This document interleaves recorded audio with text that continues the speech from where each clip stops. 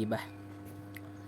Menurut An-Nawawi, gibah adalah menyebut hal-hal yang tidak disukai orang lain, baik berkaitan dengan kondisi badan, agama, dunia, jiwa, perawakan, akhlak, harta, istri, anak, gaya, ekspresi, rasa senang, duka, dan sebagainya yang berkaitan dengan dirinya, baik dengan kata-kata yang gamblang, isyarat maupun dengan kode. Perbuatan mengunjing dalam bahasa Arab disebut gibah, yaitu membicarakan aib atau cela keburukan seseorang atau satu pihak kepada orang lain. Hukum perbuatan ini adalah dosa. Kecurigaan berlebihan kepada orang lain akan menimbulkan penyakit hati, seperti tajassus yang memojokkan orang lain agar kehormatannya tercemar. Dalil tersebut tentang larangan gibah dan perbuatan tersebut termasuk perbuatan buruk terdapat dalam Quran surah Al-Hujurat ayat 12. Di antara contoh gibah adalah membicarakan kebutuhan orang lain, misalnya antara ibu-ibu rumah tangga saat arisan yang membicarakan tetangganya yang tidak sholat. Membicarakan keburukan orang lain melalui gerakan tubuh dengan maksud mengolok-olok, misalnya kepala yang dimiring-miringkan untuk mengejek tetangganya yang memiliki kepala miring. Membicarakan keburukan orang lain melalui media massa seperti koran, majalah, sosial, dan lain-lain. Selanjutnya akan dijelaskan oleh saudari Husna. Terima kasih.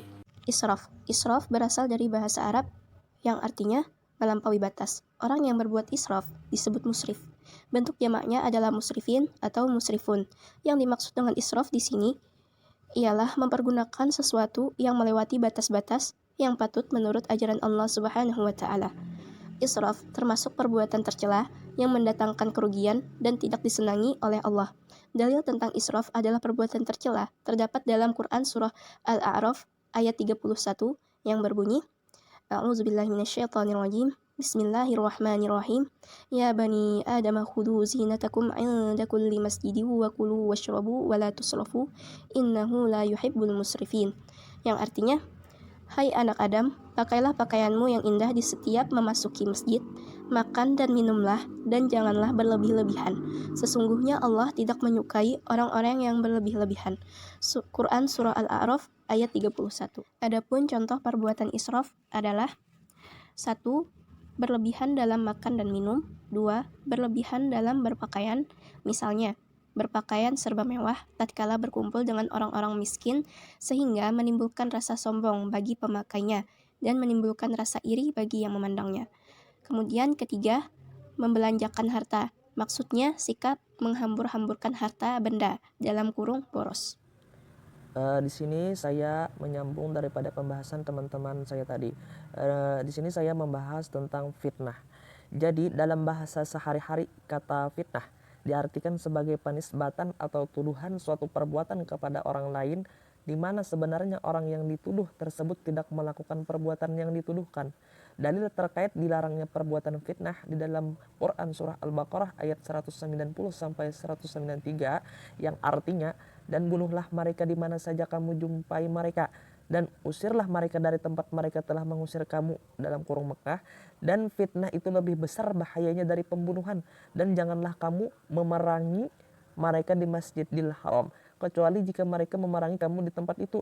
Jika mereka memerangi kamu di tempat itu, maka bunuhlah mereka. Demikianlah balasan bagi orang-orang kafir. Kemudian jika mereka berhenti dari memusuhi kamu, maka sesungguhnya Allah Maha Pengampun lagi Maha Penyayang, dan perangilah mereka itu sehingga tidak ada fitnah lagi, dan sehingga ketaatan itu hanya semata-mata untuk Allah.